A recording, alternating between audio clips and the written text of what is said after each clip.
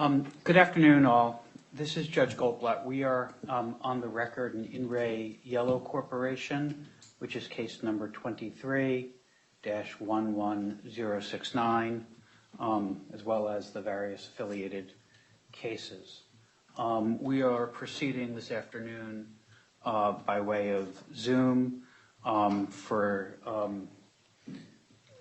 so the court's, my preference in terms of Zoom hearings, for what it's worth, is that I ask that counsel leave your microphones muted unless you're addressing the court, that counsel introduce yourself for the record each time you address the court. And finally, my own preference is if folks would leave their cameras off unless you're either addressing the court or wish to be recognized. Not that I'm not happy to see everyone, but I do find it helpful as a way of managing a Zoom proceeding that if folks turn their cameras on when they would like to be recognized, I can then recognize you.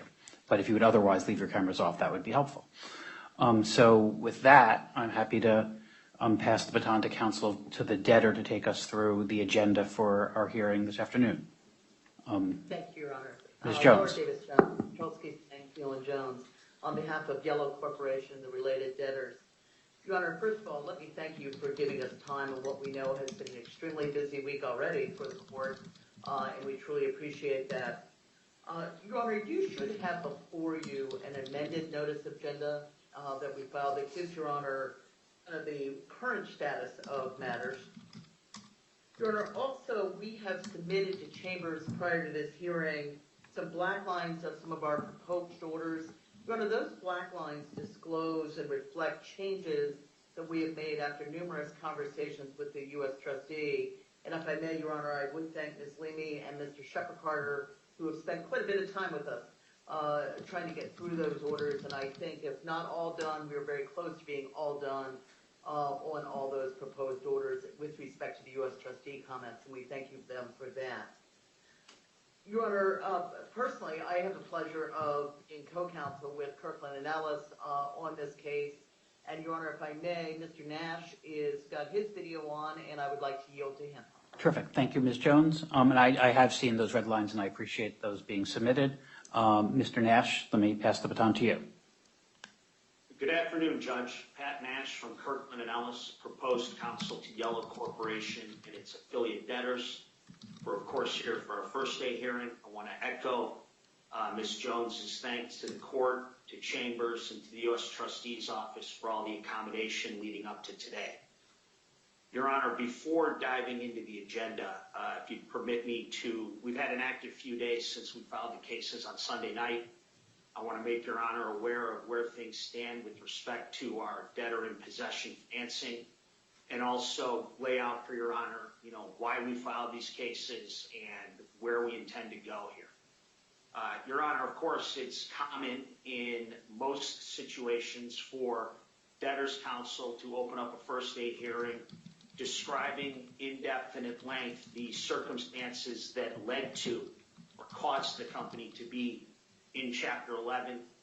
I am not intending to do that here today, Judge. One of my favorite phrases is people stand where they sit, and it's particularly true in restructurings. I've found over the years different stakeholders have different perspectives on a restructuring or a troubled situation.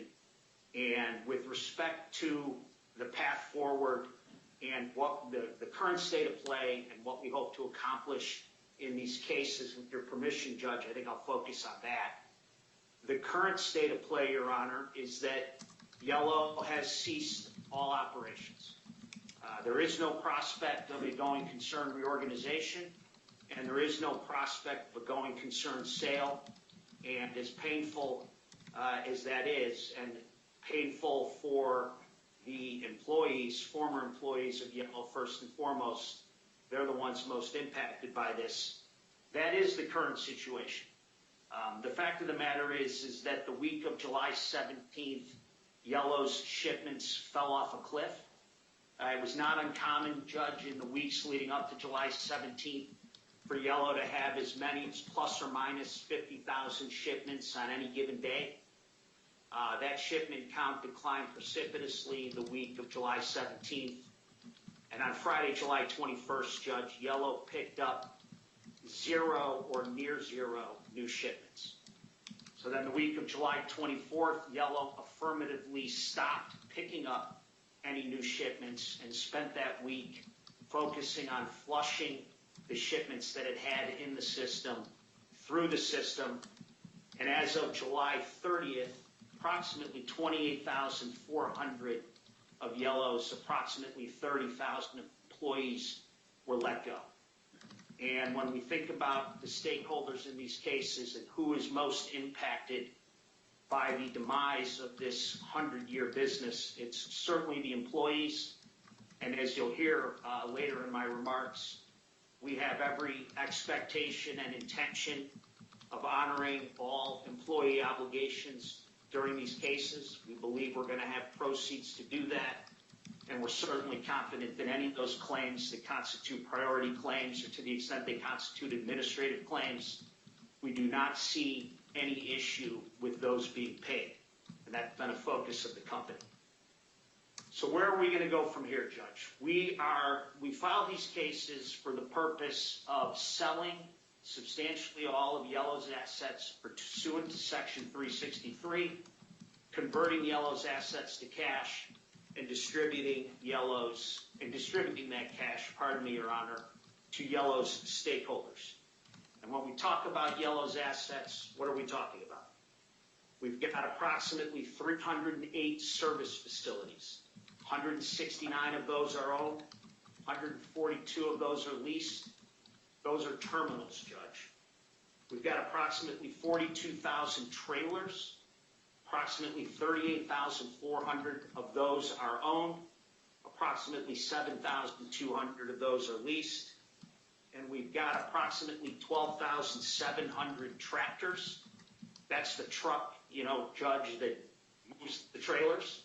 Approximately 11,700 of those are owned, and approximately 1,000 of those are leased.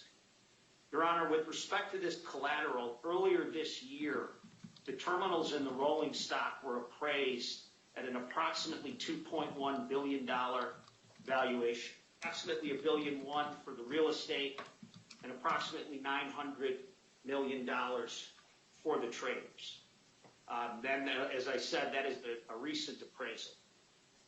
Ducera, the company's proposed investment banker, is already, Judge, in the market marketing these assets.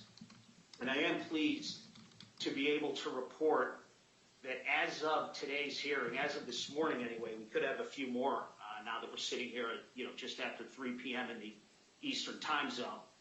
But we've got 93 parties under NDA, including 21 strategics.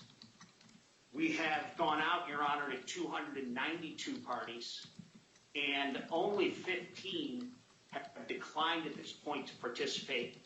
Approximately 184 are continuing to evaluate whether to participate. And from our perspective, we are very optimistic that the sale proceeds are going to exceed the entirety of the debtor's secured capital structure, including any post-petition financing.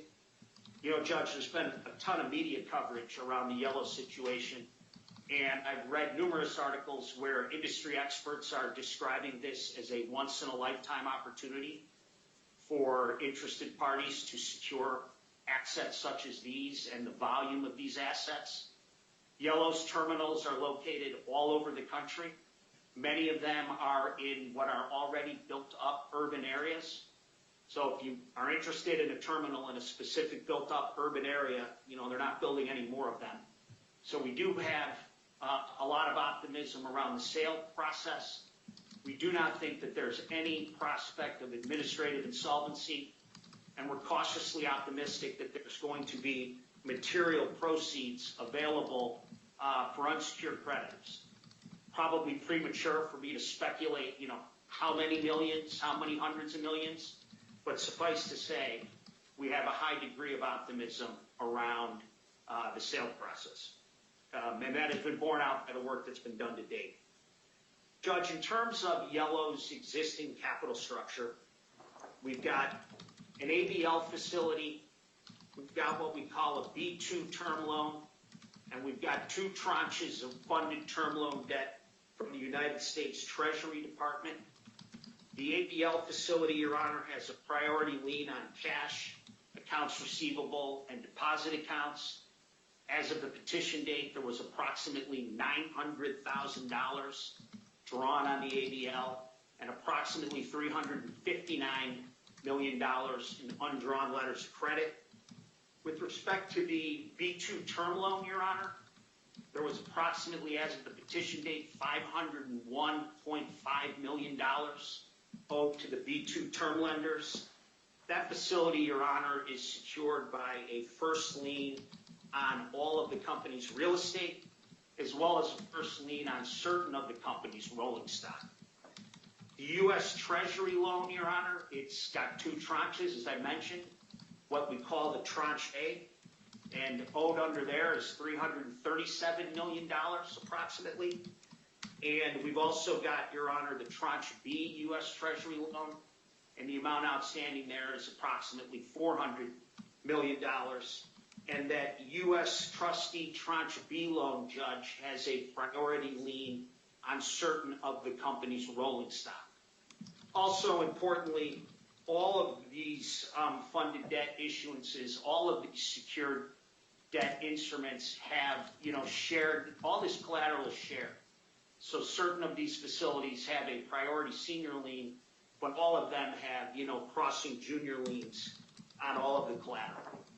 Of course, we do expect that there is going to be a lot of unsecured claims generated here, and expect that there will probably be a lot of work to be done on that denominator. But the unsecured creditors are obviously an important constituent, as they always are, but particularly here, because we do not think the secured debt is the fulcrum.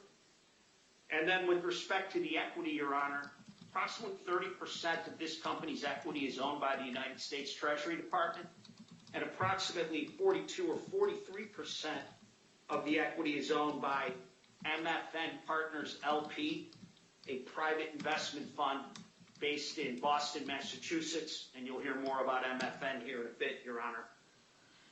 So we filed these cases, Judge, as you're aware, because we filed a motion and whatnot. We filed these cases with DIP financing from certain of our B2 lenders. And the B2 DIP facility would provide $142.5 million of new money to the company. And let me say, Judge, that was a hard-fought negotiation, and we certainly didn't get everything that we want, but it was a good faith negotiation. We are very appreciative of the B2 lenders who stepped up and demonstrated a willingness to finance these cases post-petition. We're clearly better off having committed DIP financing. The cases they benefit from having committed DIP financing. So we are very appreciative of it. Notwithstanding everything I just said, Your Honor, there are aspects, of that financing that we wish were different and that we didn't love. First, I'll tick through a couple of these because I think it's relevant to the overall picture of where we're going and what we're dealing with. The financing that we have in hand is expensive, but so is, probably every DIP financing proposal I've ever presented to a court. The financing is predicated on a day one roll-up. $142.5 million of new money predicated on $501.5 million getting rolled up at the interim hearing. We resisted that mightily, as Your Honor might expect. We have questions ourselves as to whether Your Honor would have allowed us to do that. But in any event, the financing that we filed these cases with requires a day one roll-up. The financing that we filed these cases with has a milestone that would purport to require the bid procedures order to be entered within 10 days of the petition date. So within 10 days of Sunday, we anticipated that Your Honor might have a problem with that. And then also importantly, Judge, the financing that we have in hand is for effectively a 90-day case. The DIP facility matures within 90 days. That's extendable to 105 days with lender consent.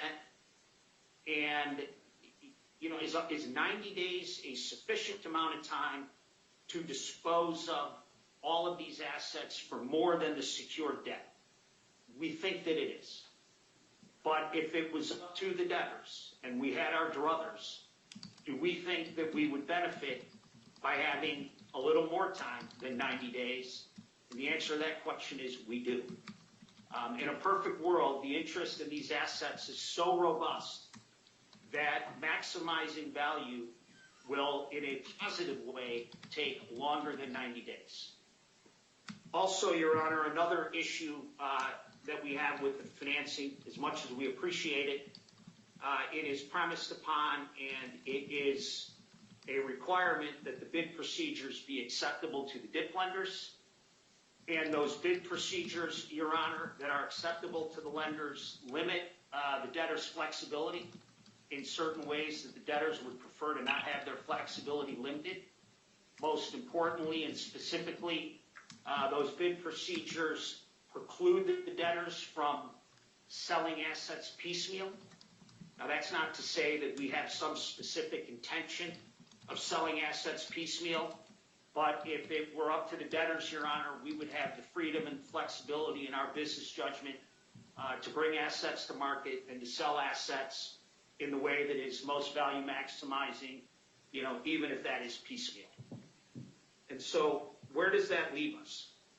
Yesterday, Judge, we received a financing proposal from MFN Partners.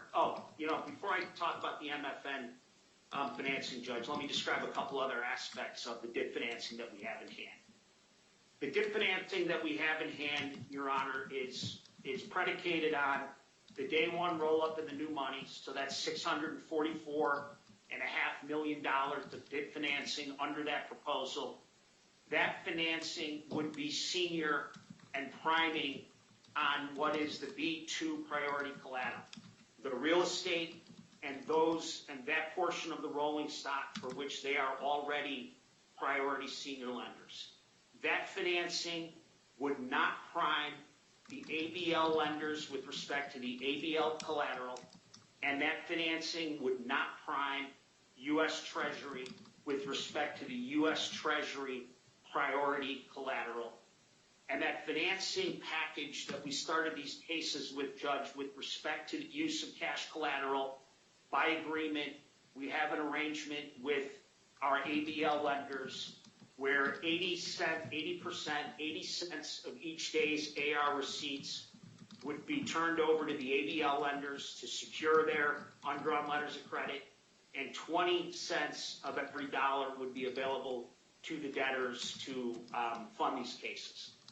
So that's the financing that we have in hand. Yesterday, Your Honor, we received the financing proposal from MFN Partners. And what MFN Partners has proposed to the debtors is to effectively step into this same financing arrangement, provide the company the same $142.5 million of new money. They would be doing it a little bit cheaper. The interest rate's the same. The fees that would be payable thereunder are less than what would be under the DIP financing that we have in hand. With one, important issue or consideration, Your Honor. Their $142.5 million of new money, they are proposing and insisting that it is pari to the existing B2 debt. So their $142.5 million would be pari to the existing $501.5 million that is owed to the B2 lenders. The B2 lenders, as Your Honor might expect, are not willing or, not willing to be, and I don't know if it's primed, it's effectively priming. It's priming with respect to approximately 20% of every dollar generated from their collateral. And they have, no surprise, expressed an unwillingness to be primed in that fashion. The other aspect of the MFN financing proposal, another important aspect, Judge, is that they would be proposing a 180-day process. So they would be giving us more time to the extent that we need it to maximize the sale value of these assets. And also, given that they are the largest equity owner, Your Honor, we have every expectation that when it comes to, the sale process and the strategy and tactics around how to, bring these assets to market and sell them, we anticipate that the debtors would have certainly more flexibility, if not total business judgment flexibility with respect to how we market those assets. Because they're not an existing lender, there's no roll-up component to the MFN financing. And so there's a lot that is, very positive about the MFN financing. And there's also the challenge, Your Honor, that they're insisting that they prime the existing B2 lenders, at least with respect to approximately 20 cents of every dollar generated. Your Honor, then this morning, we received, and there's other, of my colleagues who are, down the hall negotiating with Estes Express Lines, a strategic participant in the trucking industry.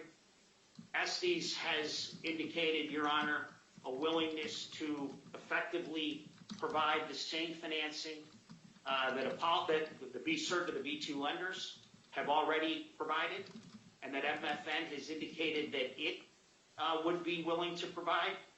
They have indicated a willingness to step into that same financing structure. I may not have mentioned, Judge, but I should. The MFN financing, I think I did, they would not be, MFN, like the existing B2 lenders, would not be priming the ABL lenders with respect to ABL collateral, would not be priming the U.S. trustee with respect to U.S. trustee priority collateral. And similarly, Estes is proposing to not prime the ABL lenders or Treasury. But importantly, Your Honor, Estes has indicated a willingness to give the company the money that it needs on a junior basis, also to the existing B2 loan. So their new money would be next in line as to the B2 collateral, but would be junior to the other secured parties with respect to their priority collateral. And we are, feverishly going back and forth with Estes to document that proposal, reduce it to a term sheet. We do believe that it is real and that it is viable. Another very important detail, the Estes financing, Judge, Estes is prepared to advance the company up to $230 million. The existing proposal that we have and the MFN proposal is for $142.5 million. Estes is prepared to upsize that facility, and one of the primary, if not the primary motivation for upsizing that facility would be to give the debtors sufficient proceeds to pay priority and administrative employee obligations, PTO and otherwise. Without question, Judge, the other secured parties in the case, notwithstanding that I am preemptively reserving their rights, I'm sure they're going to get up and also reserve their rights. From the debtor's perspective, the fact that we have a DIP lender who is prepared to loan us money to make sure that the 28,400 already let go employees and the 1,600 employees who are currently working themselves out of a job, to the extent that we've got a party who is prepared to loan us the money so that we can pay any of those obligations that are admin and priority claims in a case that we do not see a prospect for administrative insolvency. We are very pleased to receive that proposal. Obviously, there's no financing in front of Your Honor today. There's nothing that anybody needs to reserve their rights. All right. So, Mr. Nash, apologies. Just you may have told me this already, but in looking at my notes, I don't have it. So my apologies if I'm asking you to repeat yourself. But the pricing of this Estes proposal, is that comparable to the other terms in terms of fees and interest? It's 2%. The interest rate is 2% less, Judge, than the other proposals. and the fees are 4% of the new money, and the fees associated with the MFN financing is 5% of the new money, and the fee associated with the financing that we have in hand is at least 5% of the new money, maybe more than 5%. Got it. Okay. And I saw the first declaration that described the ability to refinance out the original term. I take it that's perhaps overtaken by events, but I think I followed that much. Okay. Apologies for the interruption. Let you continue. No, I appreciate it, Judge. Any other questions, please stop. So where we find ourselves today, Your Honor, is not comfortable moving forward, seeking approval of a day one roll-up and the financing that we have in hand, as much as we appreciate having it in hand. We do think that, these other two proposals that we've received are compelling. The Estes proposal, Your Honor, is also contemplates up to a 180-day case, and no one has seen that proposal. And so, obviously everybody's rights are reserved as to that proposal. The other parties in the case have at least seen a term sheet with respect to the MFN proposal. Optimistically, Judge, to the extent that Your Honor would have time for us later in the week, I know it's already Wednesday afternoon, so there's not that much time left, and I understand you're very busy this week. But in a perfect world, Judge, if we had a hearing date from Your Honor sometime on Friday, we would be in a position to get amended debtor in possession financing papers on file. And if the Estes financing ends up truly materializing as described and as we're discussing with them, which is, stepping into the existing structure that all these pre-petition secured parties have signed off on, and in fact doing a junior to the existing B2 debt, I'm cautiously optimistic that we would have an agreed order for Your Honor on Friday, or maybe we would be fighting about whether a semicolon should be a comma or something like that. But we should, optimistically perhaps, but hopefully, be in a better position to have, a more fulsome record and a higher level of consensus, folks having had an opportunity to review this financing and whatnot. I also want to point out for my colleagues who represent, the pre-petition secured parties, with respect to the Estes financing, what we're discussing with them, Judge, is the same $60 million first day draw as contemplated by the financing that we have on hand. So to the extent that any of the other parties have questions, concerns, or agita about the upsize amount as, 230 as compared to 142.5, none of that is going to be up. If we are in position to have a hearing in front of Your Honor later this week, the balance of that financing is going to be kicked over to final hearing. It's going to be kicked over to after a committee is formed. These other two financings, Judge, whether it's MFN or Estes, they contemplate us getting bid procedures on file only after a committee is formed and only after a committee has an opportunity to weigh in. And, Judge, a case like this where we've got like multi-billion dollars of assets and the entire case revolves around selling those assets, we frankly think it's pretty important that the official committee, when it gets formed, have an opportunity to weigh in on those procedures. And so apologies for, we're not all that settled right now, but the fact of the matter is that the developments from our perspective since we filed the cases have been positive. Okay, so Mr. Nash, so thank you for that. That's very helpful. Let me say the following. I mean, first of all, it's always cheering to see competition over DIP financing. I understand that we are available at 10 o'clock on Friday to the extent you want to come back with a DIP loan then. What I'm going to say that is going to be less helpful to all of you is the following. If what we have on Friday is essentially an agreed order or a conversation about wording, I'm happy to do it by Zoom. If we've got a priming fight where I've got to hear evidence about value in order to make appropriate findings about adequate protection or the like, I do want to do that in person. So I don't know, and I appreciate that you may not know the answer to that and that it's complex. You've got to make decisions about travel, and I appreciate that that's not perfect. But I think it's frankly better than the risk that I have to conduct a hearing where I've got to make findings on a contested factual question of valuation or adequate protection based on a Zoom record. So if you're able to get to a non-evidentiary hearing, I'm happy to do that by Zoom under the circumstances. But if we're going to have a contested hearing on Friday, I'd like to do that in person. Is that clear enough? Clear and totally understandable, and frankly, I anticipated as much. Thank you, Judge. Great. And thank you and thank you. What we appreciate first and foremost is the time at 10 a.m. on Friday. So thank you. Terrific.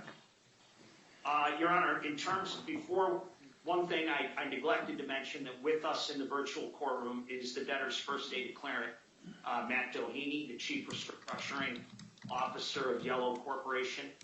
And at some point here, we'll move his declaration into evidence to provide the evidentiary basis for the first day relief that we are going forward with here today.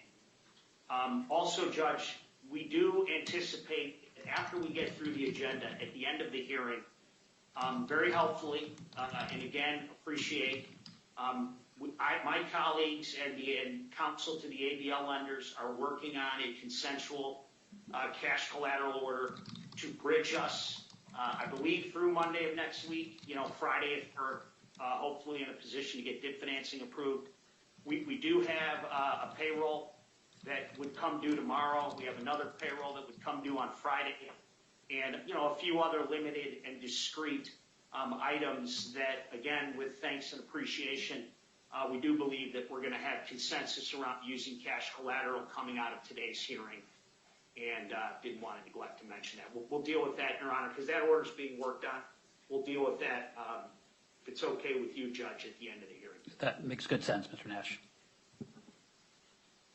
Okay, and with that, Your Honor, I will move Mr. Doheny's declaration into evidence, or should I wait until I see other folks may want to be heard. Let me see if others want a chance to be heard. So I think the order is Mr. Dunn, then Mr. Sue, and then Mr. Winston.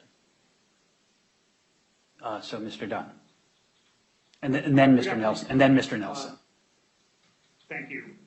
For the record, Dennis Dunn of Millbank LLP on behalf of certain investment funds and accounts managed by affiliates of Apollo Capital Management. With the court's indulgence, I just wanted to spend a few minutes kind of sharing the perspective of our client with the company, its recent history, and the matters before the court today. It will allow me to provide perspective on the DIP, which isn't going forward today, and also allow me not to interject repeatedly as we consider the individual motions, and I don't think I'll take more than 5 minutes or so. So with the court's permission, I would purport to do that. Okay, you can proceed. Thank you. Apollo owns a majority of the B2 term loan, which Mr. Nash described accurately earlier. Approximately $500 million is due as of the petition date, and the loan is secured by a first lien on the terminals and other assets, and a second lien on the cash and certain ABL collateral. This case, Your Honor, has really been an extraordinary one and surprising in many respects. At the highest level, that such a kind of storied franchise in a critical industry is filing Chapter 11 to immediately liquidate is extraordinary in and of itself. In my career, it has been extremely rare to be involved with a business that starts its bankruptcy case having ceased operations and solely to liquidate and monetize its assets and run it to the absolute priority waterfall. I think we've all been involved in cases that ultimately decided to liquidate after using Chapter 11 for some period of time to attempt to reorganize or sell itself as a going concern. And this company, just at the end of last year, the company was doing $5 billion in revenue, I believe, and over $300 million of EBITDA, and they went from there to shutting down and liquidating. How we arrived here and the decisions made by the company over those quarters in reaction to the conduct of the union and otherwise will no doubt be hotly debated and contested, but that's not, for me, we're not going to wade into that thicket today. But what is relevant today and on Friday, Your Honor, is that once the company made this decision to liquidate pre-petition and wind down its operations, Apollo and the other lenders immediately sprung into action and got to work with them. We engaged with the debtors to better understand their preferred path forward, relevant cost and timing, and potential impact on our collateral. And these interactions demonstrated that this, again, is an unusual case because the contemplated process in order to maximize the value would require more liquidity than the company could access through the use of cash collateral alone. So it became pretty clear early on that there was an additional funding need. And we worked tirelessly with the company to kind of size that DIP financing amount that would offer the debtors the necessary liquidity, but that was predicated on a heavily negotiated, carefully calibrated budget to ensure that both the assets were sold thoughtfully and on a reasonable and appropriate timeline. But here we are today, actually not moving forward with that DIP facility because the debtors have received at least one, maybe two uncommitted DIP proposals, and they want to hit the pause button to explore them. One of which is on a pari passu basis with our liens. Again, I'd say this is unusual, at least in my career. I've certainly been in cases where the debtors have paused to receiving kind of committed facilities and commitment letters that were materially better, or that took out the incumbent lenders. The MFN one is on a junior basis, and the other one I haven't seen any terms of yet.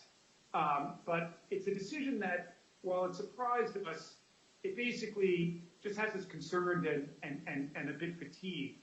And you only have to look at that recent history to understand why. Not too long ago, we were loaning to a company that had $5 billion in revenue and hundreds of millions in EBITDA, but then the company, for whatever reason, again, failed to execute on the plan of integration of their various business lines, and the business, as Mr. Nash said a few minutes ago, kind of fell off a cliff. And the debtors found themselves with no choice but to cease operations and to liquidate, and tens of thousands of jobs, Your Honor, have been lost. And Apollo, together with the other pre-petition B2 lenders, were prepared to provide DIP financing to fund a controlled and, we thought, thoughtful sale process in Chapter 11, based on the debtors' belief that a controlled wind down over that timeline would yield the best results. The debtors are now pivoting away from that in the hope that something better comes along. But it's those decisions, Your Honor, or indecisions that make us continue to be concerned about the trajectory of the cases and the value of our collateral.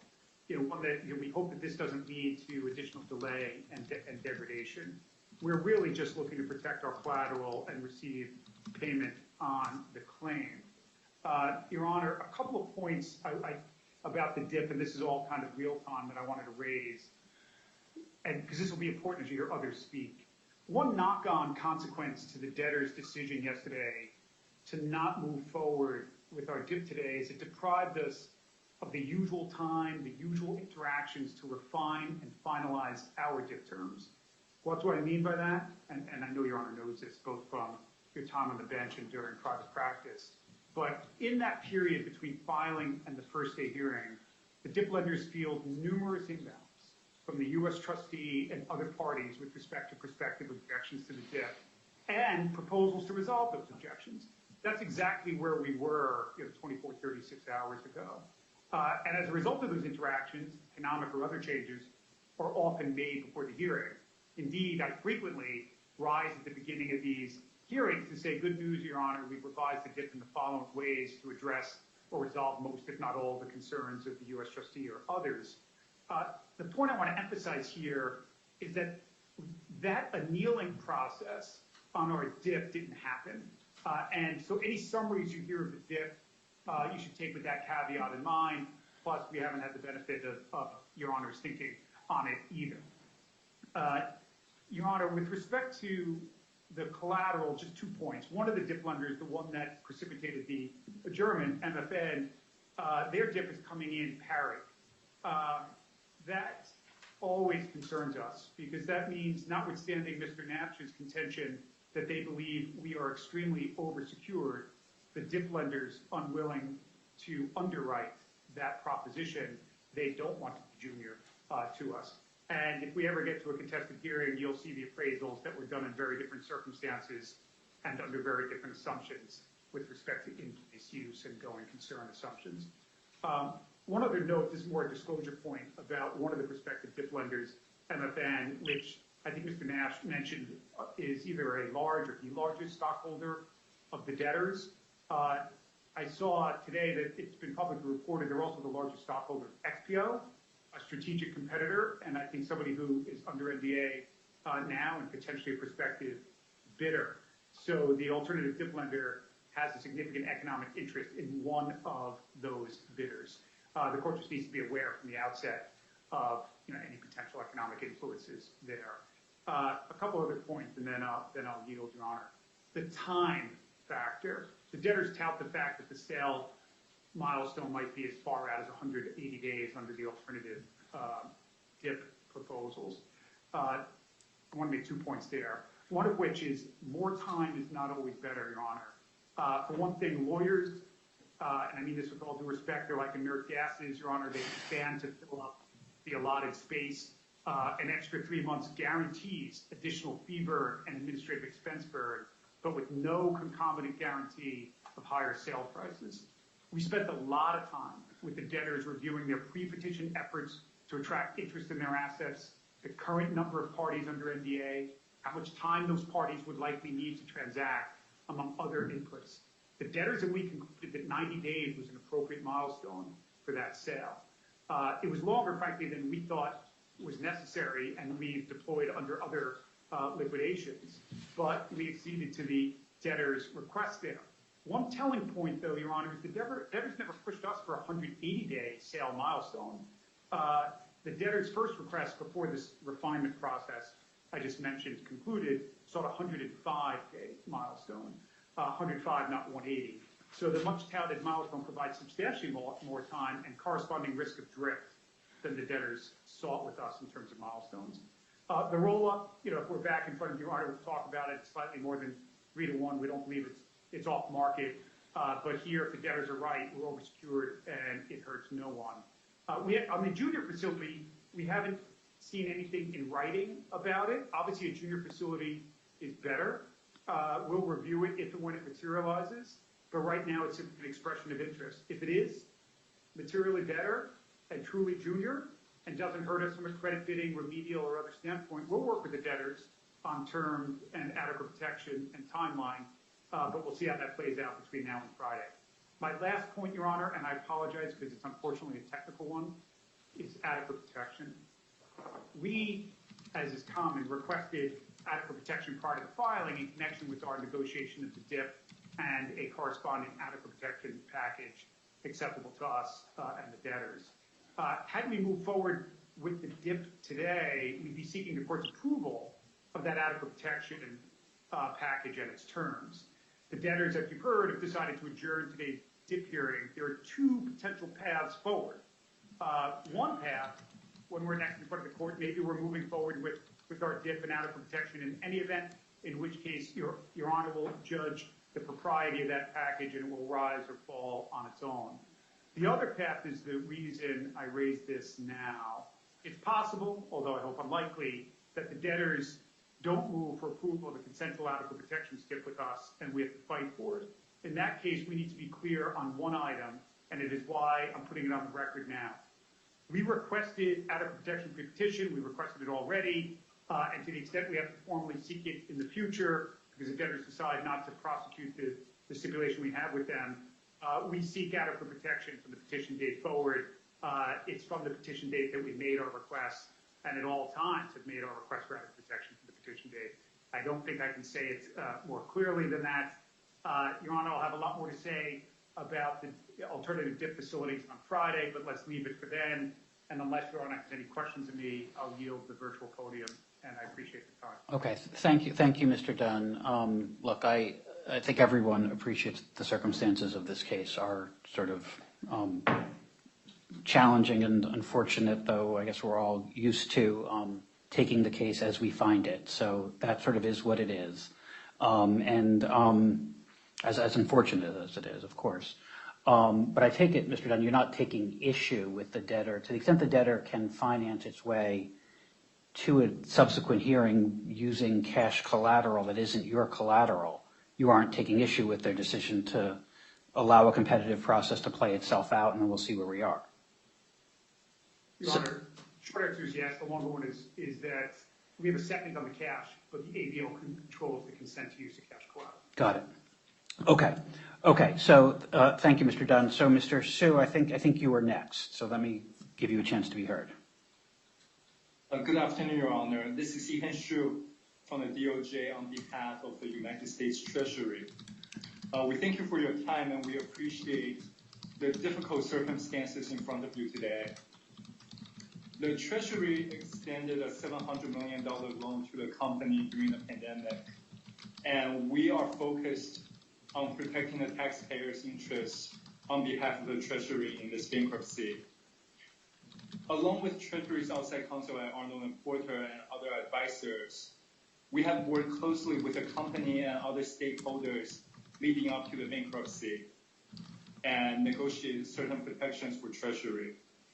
There are many moving pieces now, but we understand and we expect Mr. Nash to confirm later on the record that the adequate protection we have negotiated for Treasury will still be implemented regardless of which DIP financing is ultimately selected. And Treasury and everyone on our side, we will continue to work throughout this bankruptcy to protect the taxpayers' interests. Thank you, Your Honor. Thank you. Okay, I confess I may have lost track, but Mr. Winston, I think perhaps you're next. Yes, Your Honor. Thank you so much. Eric Winston of Quinn Emanuel, Ricard and Sullivan on behalf of MFN Partners LP. As Mr. Nash described, MFN holds approximately 42.5% of the common stock of Yellow, and we believe it is the biggest stockholder. We were prepared to object to the DIP motion, and we did provide a superior alternative proposal. One aspect of it that Mr. Nash, I can't remember if he talked about it or not, but by eliminating the roll-up, that actually ends up saving the estates at least $32 million, maybe as high as $41 million in fees that would otherwise have incurred on that roll-up amount. So to the extent that Mr. Dunn is worried about fee burn, that's a massive savings instantaneously. And we've been pleased and appreciative that the debtors and the professionals in the last 24 hours have taken our proposal under very serious consideration. And it appears, whether it be MFN or Estes or really anybody else, there is going to be a better DIP financing. And from MFN's perspective, whatever is the best one for the estates is the best one that should be picked. It does not have to be MFN. MFN just wants the estates to have the best economic terms and the ability to maximize value for all stakeholders and not to be handcuffed, especially with respect to timing and the flexibility to market assets in the most intelligent way. That seems to be where the alternative financing is headed: better economic terms, and importantly, longer time to conduct a robust marketing process that benefits all. MFN, with its advisors, as the largest shareholder and perhaps the DIP lender, does expect to be heavily involved in developing and monitoring the bidding process and looks forward to working with the debtors, U.S. Treasury, which itself is the second largest shareholder in the company, lenders, and a committee is formed, a committee to achieve this goal. I do want to just make one comment because I heard something that Mr. Dunn said about MFN. It is an investor in, I guess, a competitor, a completely passive investor, and that company does what it does with no input from MFN. I wouldn't be surprised if a lot of the folks that are representing lenders and other constituents would be surprised they are also involved in competitors or anybody else that may have interest in this. And I'm sure that we can get through this, whether MFN is the DIP lender or not. It is not going to be an issue. But I just wanted to respond to that point. Your Honor, with that, thanks for the time, and we look forward to going forward on Friday, whether it's MFN, Estes, or somebody else. Okay, very well. Thank you, Mr. Winston. Appreciate it. Mr. Nelson? Your Honor, good afternoon. Philip Nelson on behalf of Alter Domus Products Corporation, which is the administrative and collateral agent for the B2 loan, so B2 agent. I wanted to just raise or address a technical point that Mr. Dunn brought up at the end of his remarks, which is, obviously he and his firm represent Apollo as the majority, the largest lender for our loans, but to the extent that it needed to be clarified, I wanted to make clear that the collateral agent joins in that adequate protection request with respect to the entire facility and all of the secured parties under the B2 facility. Okay. Thank you, Mr. Nelson. Thank you, Your Honor. Thank you. Mr. Silverman, I think you might be next, though. If I'm wrong, I apologize to whomever I've allowed you to skip. Well, thank you, Your Honor. Can you hear me well? I can. Thank you. Your Honor, Ronald Silverman, Hogan Love West LLP. We represent Bank of New York Mellon as the administrative agent and the collateral agent with respect to both the Tranche A UST credit facility and the Tranche B UST credit facility. So the United States Treasury is the lender under each of those, but similar to Mr. Nelson, his role as collateral agent, administrative agent, we likewise have a similar role, and we wanted to say again, importantly for the first day, that we reserve rights generally with respect to the debt financings. Secondly, that we understand and understand that the debtors will be stating on the record that the adequate protection arrangements that have been negotiated with respect to the U.S. Treasury facilities will be implemented regardless of which DIP facility is put in place. That does seem like the case based on the statements that the other DIP lenders are willing to step generally into those terms. And lastly, as Mr. Nelson said, his client, we do request and have requested and seek adequate protection from the petition date. So thank you very much, Your Honor. Thank you, Mr. Silverman. Mr. Griesman. Thank you, Your Honor. Can you hear me? I can. Great. Scott Greisman, White and Case for Beal Bank. Beal Bank is a 45% holder of the B2 loan and echoes all of Mr. Dunn's statements and is in agreement with Apollo that the situation leading up to the filing and presently is actually quite problematic. I won't repeat all of Mr. Dunn's statements, but I will emphasize a couple of points. One, there are presently no buyers for these assets. Two, the appraisals Mr. Nash mentioned are months old, and it is unclear if they were predicated on a going concern or go dark basis. But non-operating terminals and non-operating rolling stock are obviously much less valuable potentially. And going into an extended sale process beyond 90 days takes us into seasonal issues that require a much greater expenditure of the state resources to preserve that collateral. And so in addition, I understand Mr. Winston's point that the roll-up costs a bunch in respect of additional interest. The additional 90 days also costs a bunch in respect of additional interest and also does take into account the substantial state expenditures that are likely to be required to preserve this collateral. Beal Bank won't agree to a priming or pari passu DIP facility. I think that everyone understands that, and Apollo agrees with that as well. And if there is a junior facility proposed, obviously the devil is going to be in the details. It's not just a junior lien in priority. That would be concerning, but also the rights of enforcement and other inter-creditor discussions that can actually get very complicated in these scenarios. It's hard to understand how all this is going to get pulled together by Friday, but I won't, I guess, begrudge Kirkland the opportunity to try, but the situation is a lot less rosy and a lot more problematic than they're explaining at the moment, and we are very concerned about the collateral coverage here, and we will be watching this very carefully. Thank you. Okay. Thank you, Mr. Griesman. So I see someone who else has your camera on, who's identified as conference room 35C. Apologies for describing you that way, but if you'd like to be heard, let me give you that opportunity. Thank you, Your Honor. My apologies for not having the technological skills to change my name. This is Kevin Samard of Choate Stewart. We are counsel to Citizens Bank as the ABL agent. As Mr. Nash stated, all parties' rights are reserved. We appreciate the debtor and the other parties working real time with us, keeping us up to speed. But until we see final terms, we'll need to reserve our rights. One thing I'd like to point out is that while the proposed Estes dip is not priming the B2s, it will end up priming us on our ABL priority collateral. As Mr. Nash stated, the ABL lenders have a second on the B2 priority collateral and a third on the U.S. trustee U.S.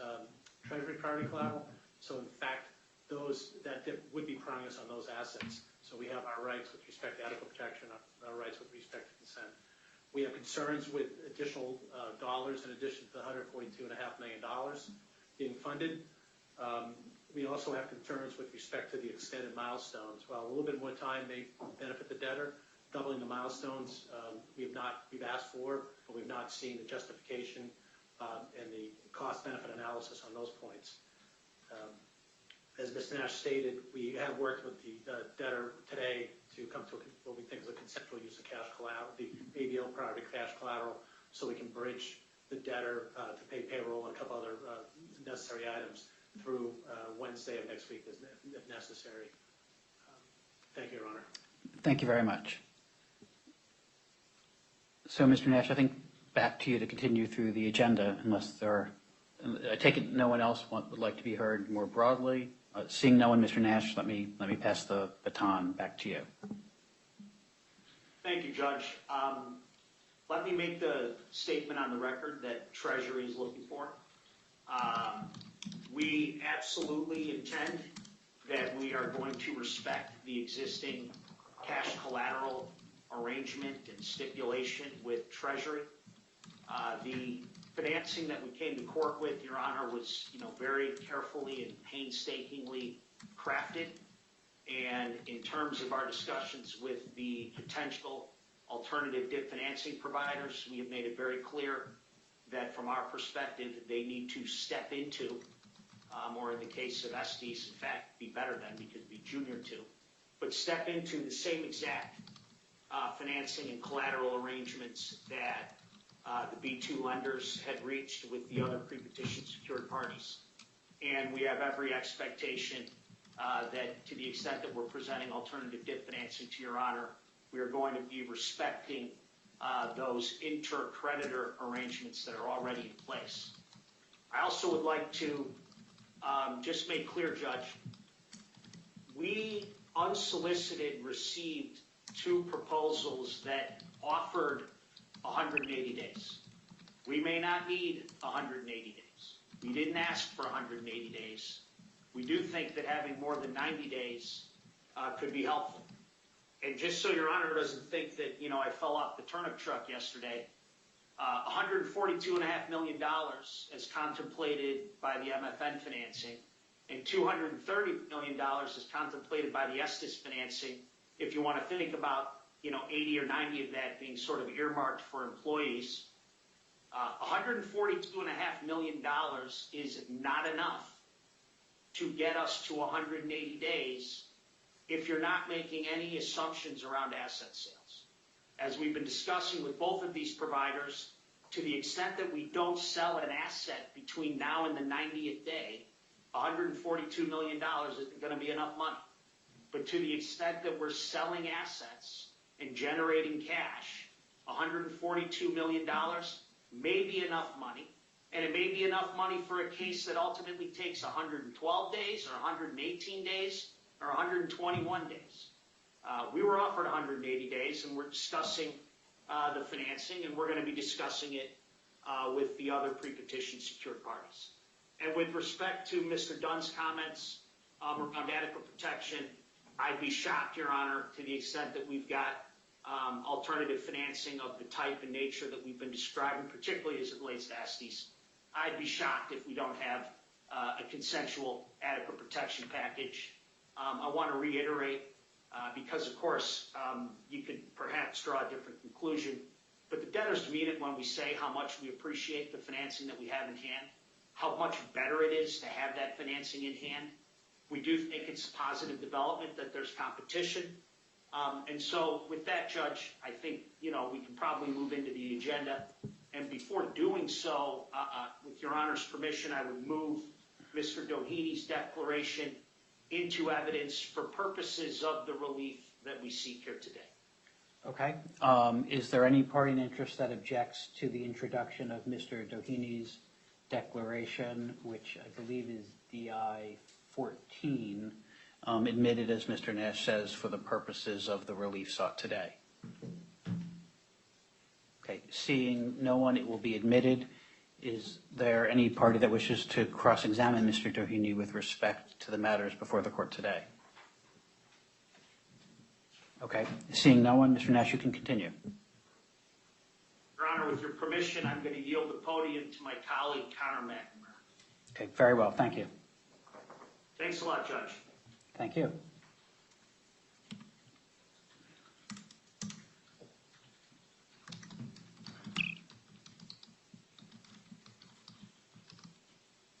Mr. McNamara. Good afternoon, Your Honor. Connor McNamara, Kirkland & Ellis, proposed counsel to the debtors. Be taking you through the next several motions for the hearing today before ceding the podium to my colleague, Mr. Jacobson. And I will start with the joint administration motion filed at docket number 3. The motion requests that the court jointly administer the Chapter 11 cases, the debtors, for procedural purposes only, and for administrative efficiency. No party has objected to the motion, and unless Your Honor has any questions, we would respectfully request entry of the order. Okay, is there any party in interest that would like the opportunity to be heard with respect to the debtor's motion for joint administration? Okay, seeing none, I've reviewed the motion in order. I'm satisfied the relief sought is appropriate, and we will enter that order. Thank you, Your Honor. The next motion that I will take is the NOL motion filed at docket number 4. By this motion, the debtors are seeking to establish equity trading procedures designed to ensure that certain valuable tax attributes are preserved. Specifically in this instance, with respect to the sale procedures to offset any taxes that may result from the sales. Under the procedures, shareholders of Yellow Corporation would need to provide notice before disposing of or acquiring equity in that entity. Importantly, before filing the motion, we provided the trustee and secured lenders, including counsel to the U.S. Treasury, an opportunity to comment on the form of order.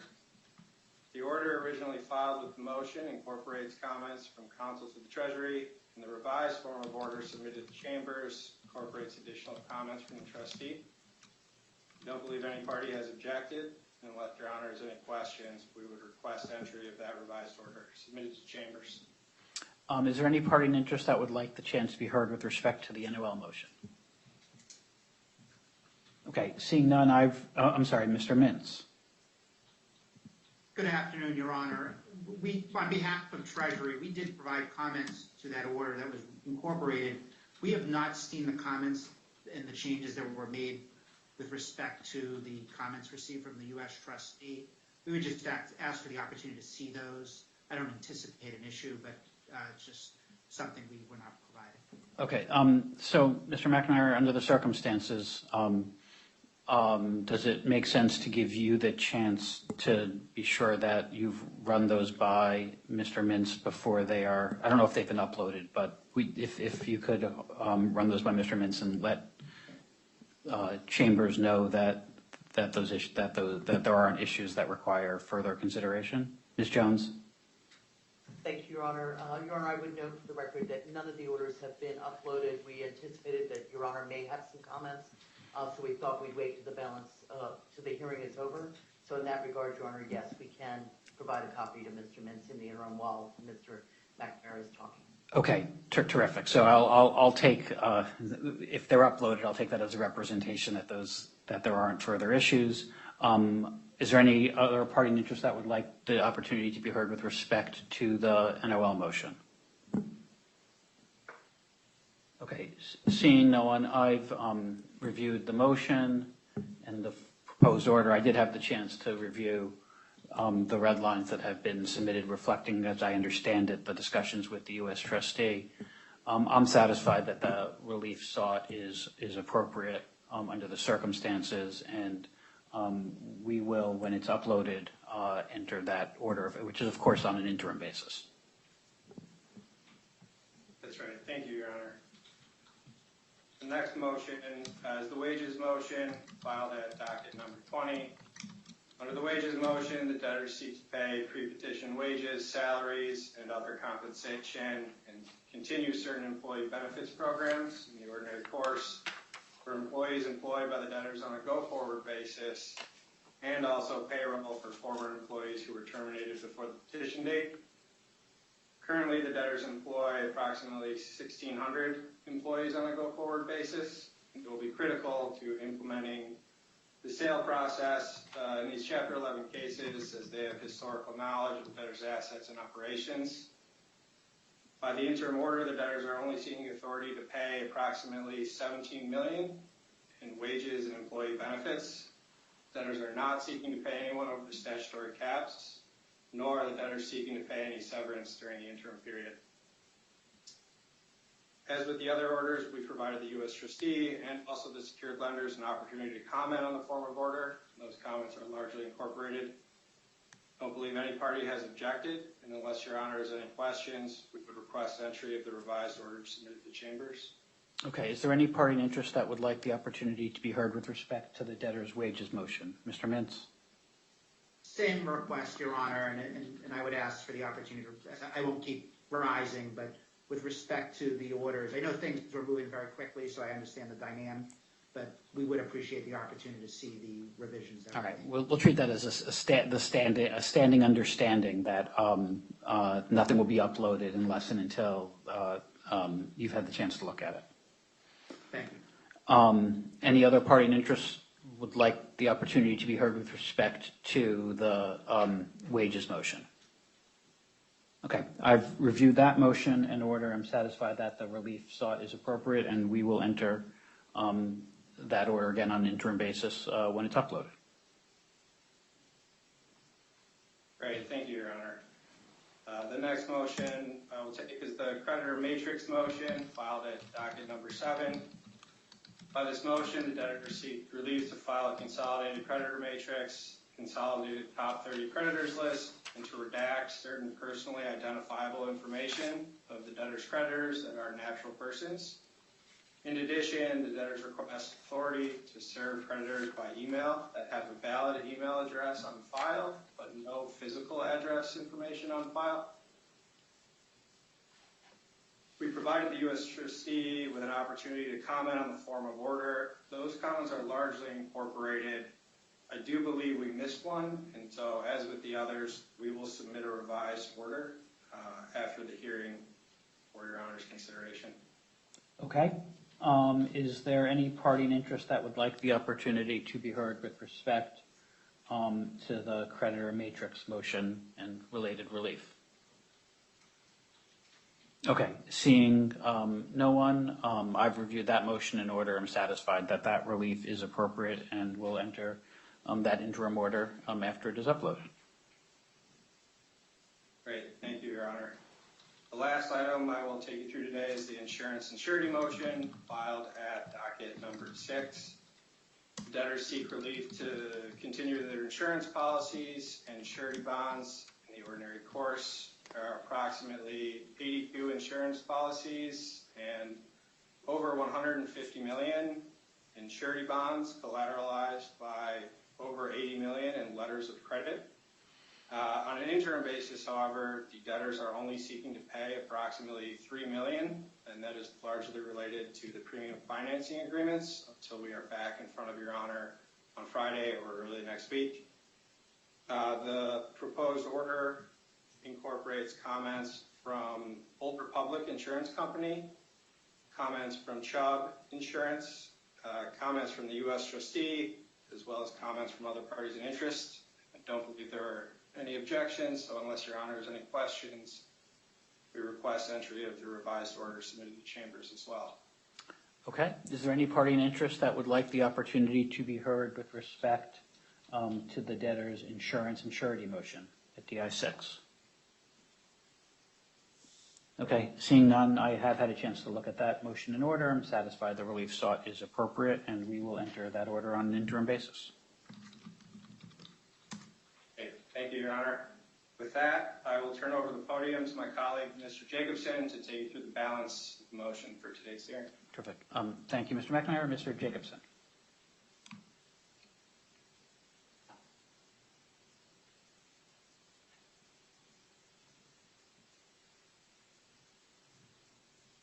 Good afternoon, Your Honor. Rob Jacobson of Kirkland & Ellis on behalf of the debtors. I'm going to walk the court through the balance of today's agenda, as my colleague Connor McNamara just alluded to. The next item on today's agenda at docket number 11 is the debtor's 156C application to retain Epic as our claims and noticing agent. As a preliminary matter, attached as Exhibit B to the application is the declaration of Kate Mayu, Senior Director at Epic, in support of the application. Ms. Mayu is on the Zoom line today, and I'd ask to move her declaration into evidence for purposes of this application, subject to parties' rights to ask her questions if they would like to. Okay. Is there any party in interest that would like to be heard with respect to Mr. Jacobson's motion to move into evidence the declaration of Ms. Mayu? Okay. Seeing none, that will be admitted. Is there any party in interest who wishes to cross-examine Ms. Mayu? Okay. Seeing none, Mr. Jacobson, you can proceed. Thank you, Your Honor. By appointing Epic as the claims and noticing agent in these Chapter 11 cases, distribution of notices and processing of claims will be expedited, and the clerk's office will be relieved of the administrative burden of processing these proofs of claim. Consistent with the claims agent protocol, we solicited multiple claims agent bids, and we found that Epic's proposal was competitive and the best fit for the debtors. We've previewed this motion with the lenders and the U.S. Trustee's Office. No party has objected to this application, and so unless Your Honor has any questions, we respectfully request entry of the proposed order. Thank you. I have reviewed that motion in order. I'm satisfied that that relief sought is appropriate, and we will enter that order. Thank you, Your Honor. The next item on today's agenda at docket number 9 is the debtor's motion to authorize Yellow Corporation to act as foreign representative on behalf of the debtor's estates in legal proceedings in Ontario Superior Court of Justice in Toronto, Ontario, Canada, pursuant to the company's Creditors Arrangement Act. Your Honor, Yellow Corporation is the ultimate parent entity of the debtors. Yellow Corporation is commencing ancillary proceedings in Canada to request that the Canadian court recognize the Chapter 11 case of Yellow Corporation as a foreign main proceeding under the applicable provisions of the CCAA. To that end, the debtors require authority for Yellow Corporation to act as foreign representative on behalf of the debtors' estates. Recognition of its Chapter 11 case is necessary to protect Yellow's assets in Canada and to obtain a Canadian order staying self-help remedies by stakeholders.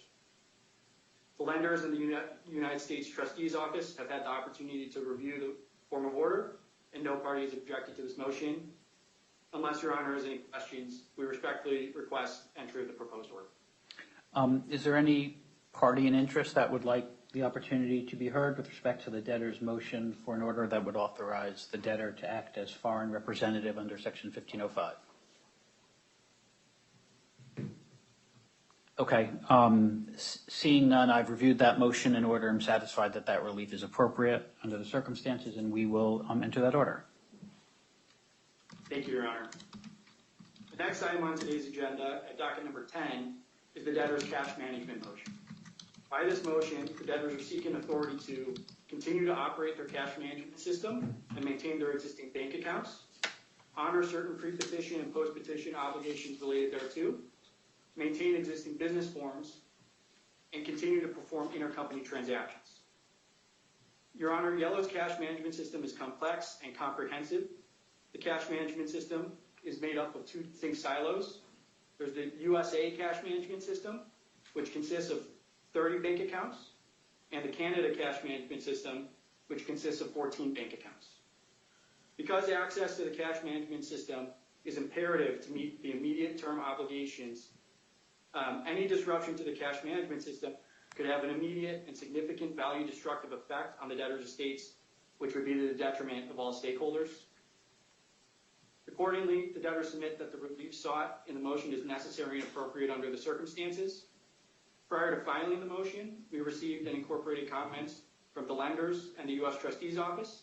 And after we filed the motion, but prior to submitting the revised order earlier today, we received and incorporated informal comments from JPMorgan Chase relating to the merchant services relationship between Chase and the debtors. No party has objected to this motion, and so unless Your Honor has any questions, we respectfully request entry of the proposal. Okay, thank you. Ms. Leamy. Good afternoon, Your Honor. Jane Leamy for the U.S. Trustee. We're resolved on the form of order. The U.S. Trustee would like to be heard on the motion, and in particular, Section 345 compliance. Section 345 of the Bankruptcy Code obligates the debtors in possession to acquire from an entity with which the estate monies are invested, one, a bond having features defined in Code Section 345B, or alternatively, two, the deposit of securities consistent with 31 U.S.C. Section 9303, unless the court orders otherwise. In connection with the cash management motion, we would make 4 observations. First, Section 345 places an obligation on a debtor in possession to require protection for its money from the institutions which hold such money. Second, while Section 345 does not mention the U.S. Trustee's Office, the U.S. Trustee's Office, in its supervisory role, assists with protection of debtor in possession funds by entry into uniform depository agreements, or UDAs. UDAs obligate depositories to maintain collateral for bankruptcy funds on deposit in an amount no less than 115% of debtor in possession and trustee deposits, which exceed FDIC limits. The U.S. Trustee maintains information on the banks who have executed UDAs, and there's a current list posted on our website of those banks. Third, in order for a debtor in possession to comply with Section 345, where a UDA bank is involved, the debtor in possession must first identify and disclose all its accounts where monies are held, and second, contact those banks to ensure the relevant accounts are designated as debtor in possession accounts. Fourth, recent bank failures highlight the importance of the debtor in possession's compliance with Section 345 for the benefit of all of its stakeholders.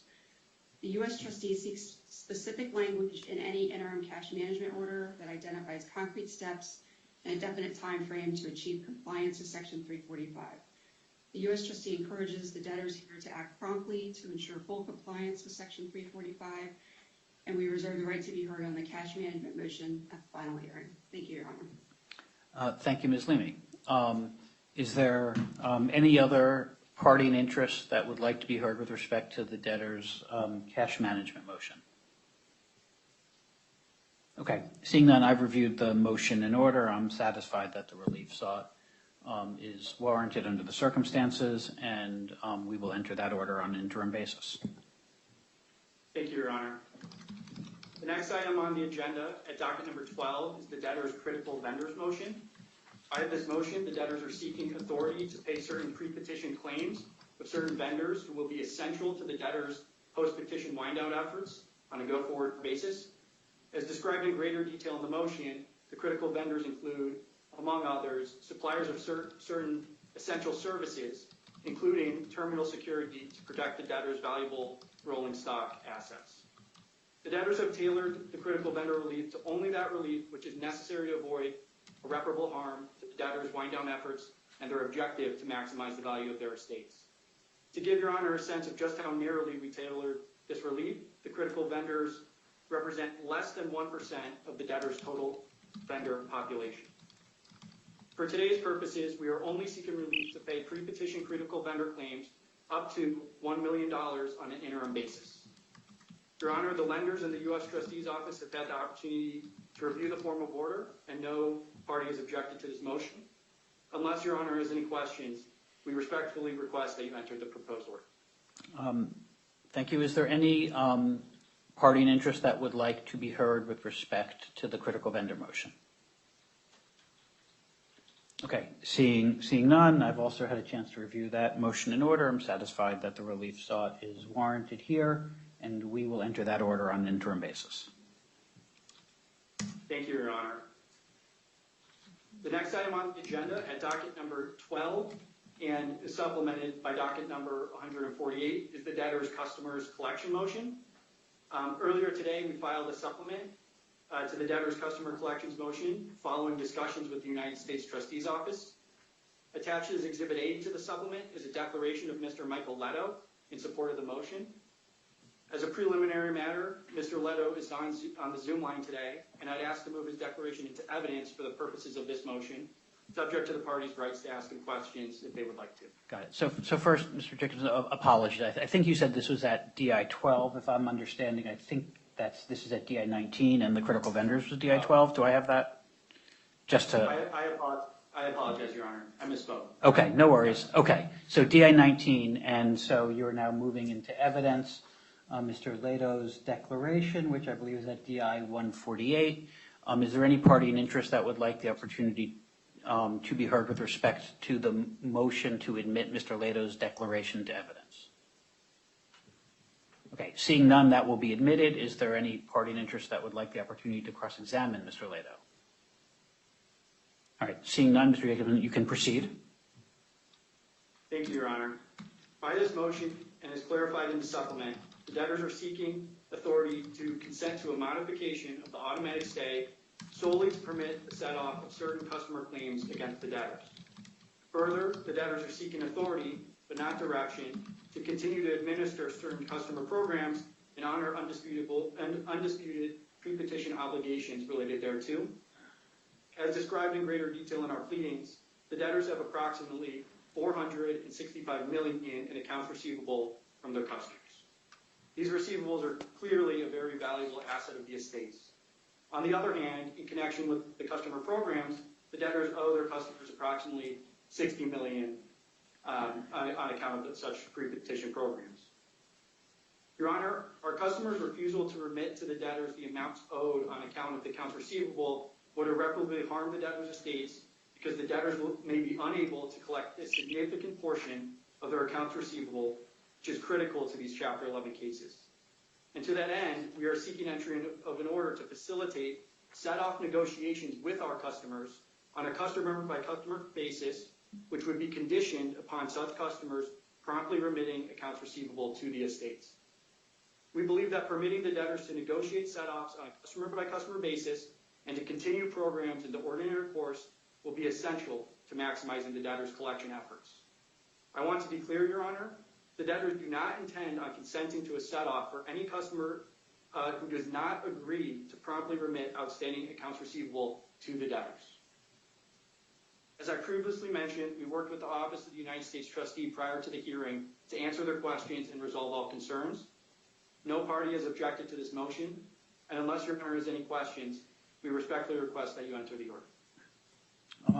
Thank you. Is there any party in interest that would like to be heard with respect to the customer set-off motion?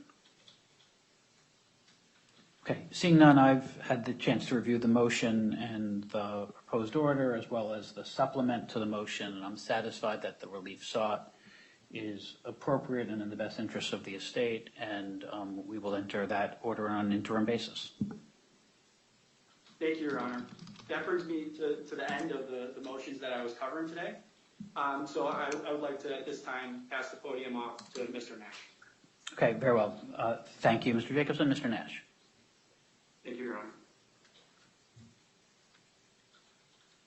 Thanks, Judge. I'm back to talk about the potential use of cash collateral.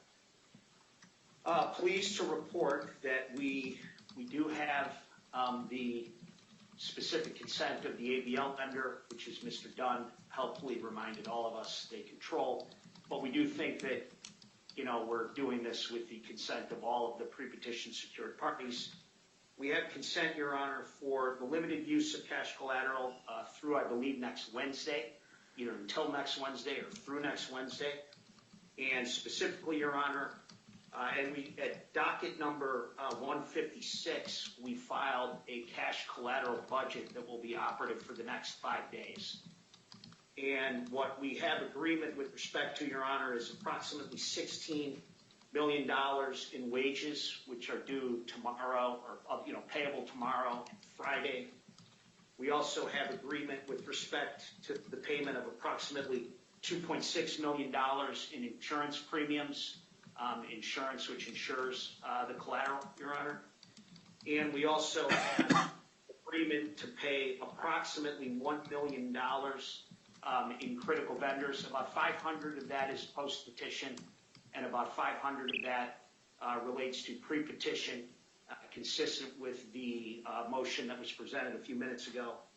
And, Your Honor, the reason we seek that now is specifically that $1 million targeted towards security providers who are safeguarding the collateral around the country, and also collection agencies who are overseeing in real time the collection of Yellow's accounts receivable. We don't have, Your Honor, filed, we have an agreed, cash collateral order, which is an interim cash collateral order that would be operative for the next 5 days. And that is out, being reviewed by parties. We don't have it, it's not in front of Your Honor, so we can't page flip it. I do think it's relatively garden variety, and it's only going to be in effect for the next couple of days. We do in there grant replacement liens and claims to the pre-petition secured parties to the extent of any diminution in their collateral over the next 5 days. And otherwise, Your Honor, I think that when this order is uploaded, you'll find it unproblematic. Okay, let me ask this. It's being distributed, and is the suggestion that it's being uploaded will essentially amount to a representation that all of the affected parties have signed off on its terms? Yes, sir. Okay. Is there anyone who objects to proceeding on that basis or would require a certification? Okay. I don't see anyone objecting, so I'm happy to proceed on that basis. Obviously, if I have questions, I'm looking at it, I'll reach out. But otherwise, in the absence of questions or concerns on my own, I'd be happy to end. And I do appreciate the time sensitivity to upcoming payroll and the need to have access to cash collateral. Mr. Su. Your Honor, Your Honor, Ihan Shu on behalf of Treasury. I just wanted to set out on the record the conditions under which Treasury is consenting to the short-term use of the cash collateral. One of the issues is that the cash collateral budget remains subject to Treasury's review and consent, and we ask that we receive the budget sufficiently in advance of hearings so that we can actually review the budget before the hearings. As Mr. Nash mentioned earlier, we understand that the cash collateral order that we had negotiated will be implemented in connection with any debt financing, and that includes the company's commitment, among other things, to pay Treasury the agreed upon adequate protection payments consisting of cash pay interest at the default rate and the payment of professional fees and expenses. And we also a commitment to not prime Treasury's liens in respect to the Tranche B priority collateral or the Tranche B joint collateral. And that one of the conditions is also that the commitment that Treasury's collateral will be sold consistent with a milestone set forth in the cash collateral order, subject to modifications which may be agreed to by the Treasury. And the bidding procedure shall be reasonably acceptable to Treasury. And that the DIP budgets, the sizing, the maturity, and other DIP terms affecting Treasury's rights and interests or the sale process will be reasonably acceptable to Treasury. And as adequate protection for the interim use of cash collateral, we agree that we will continue to receive the adequate protection liens and super priority claims, accrual of adequate protection payments, and no expenditure outside the cash collateral budget. That's what we agreed to, so I just wanted to confirm on the record now. All right, except that you confused me a little bit.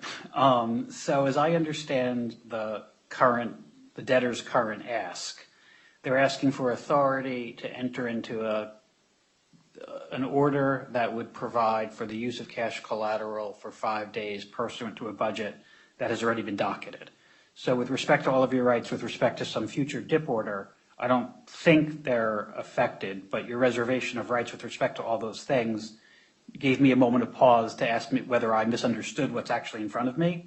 Mr. Nash, am I right that all you're asking for is this 5-day use of cash collateral pursuant to an order that the parties will have signed off on, and that everyone's rights with respect to what happens with respect to a future DIP motion is everyone's rights are fully reserved with respect thereto? Do I have that close to right? Perfectly correct, Your Honor. Got it. Okay. Mr. Mintz. I want to make sure we have an understanding here, because we had a back and forth with Mr. Nash before this hearing that Mr.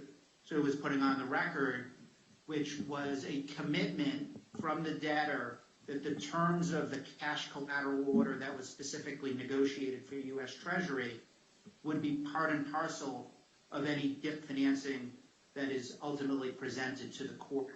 So that is a commitment that goes beyond the 5-day period that we're talking about now.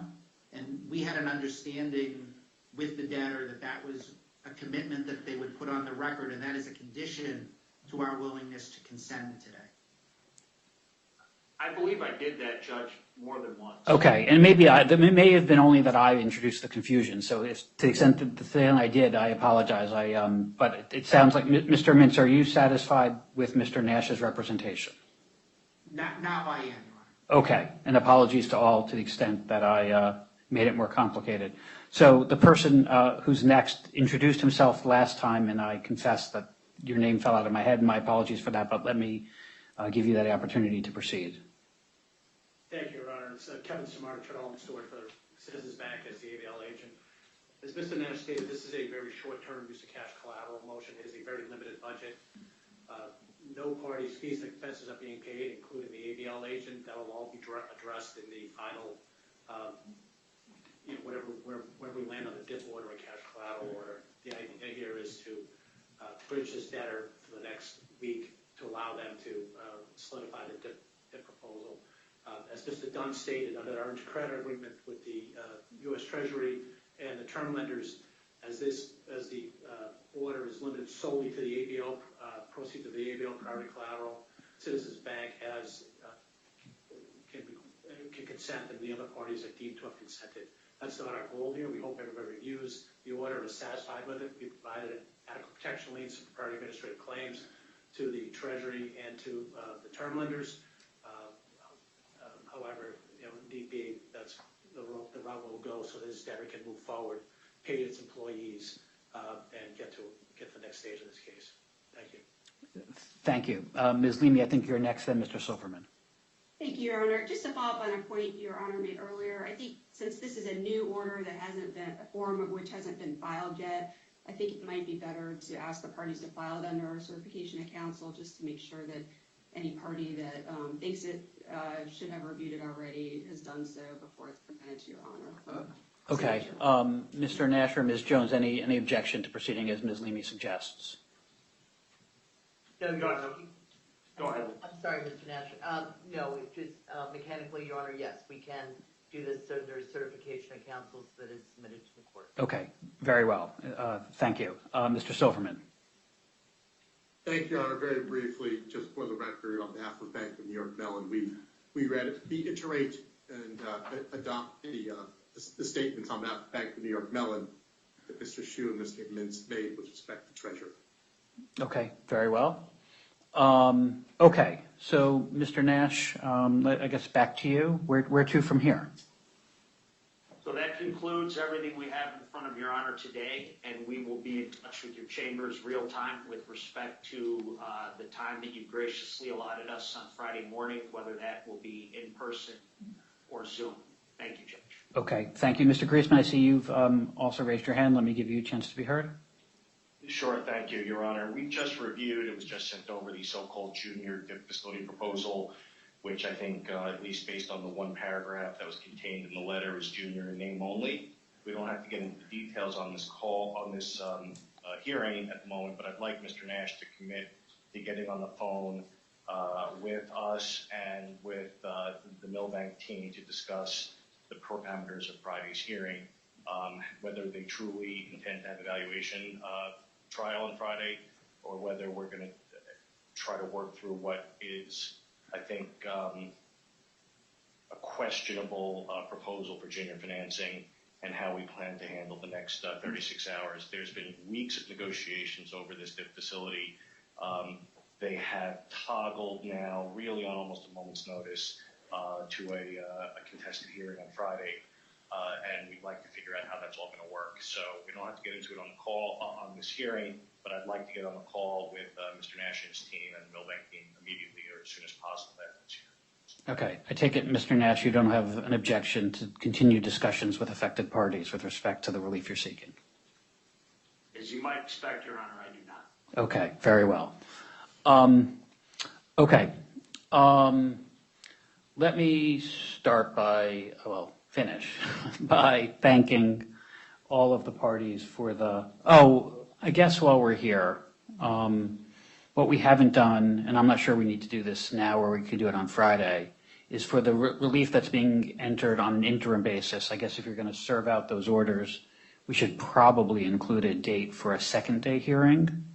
Does it make sense to address that now, or would you prefer to come back to that on Friday? Ms. Jones, do you have a preference in that regard? No, Your Honor, that's totally to the court.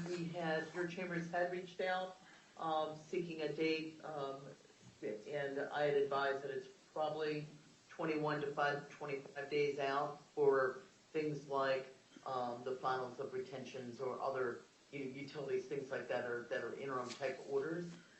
So we stand at Your Honor's pleasure on that. Obviously, Your Honor, the only reservation I would make is depending on how DIP is moving through with respect to Mr. Nash and his team. Obviously, Your Honor, I'd want to stay flexible on that. Okay. Mr. Nash, any other thoughts? Should we identify a date, or would you like to come back to that on Friday?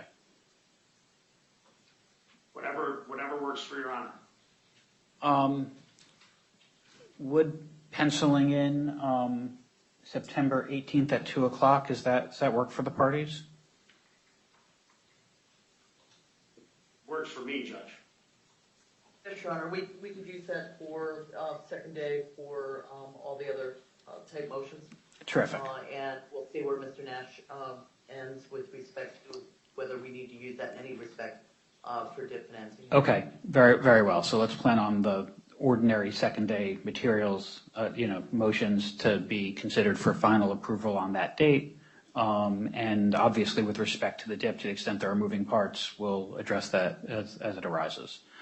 Okay, look, I appreciate that this case arises in unusual circumstances and presents a number of challenges. I do appreciate the debtor's efforts to obtain the most favorable DIP terms that it can, consistent with its fiduciary obligations. So everyone's efforts here, appreciating that everyone's substantive rights are fully reserved, are appreciated. So let me thank all of you for the good and hard work you've done. With that, I guess we will see you on Friday in some form or fashion. If there's an emergency that arises between now and then, of course, you know how to find us. To the extent orders are uploaded, we will enter those, subject to the filing of a certification for the cash collateral order. And with that, and my thanks, we're adjourned.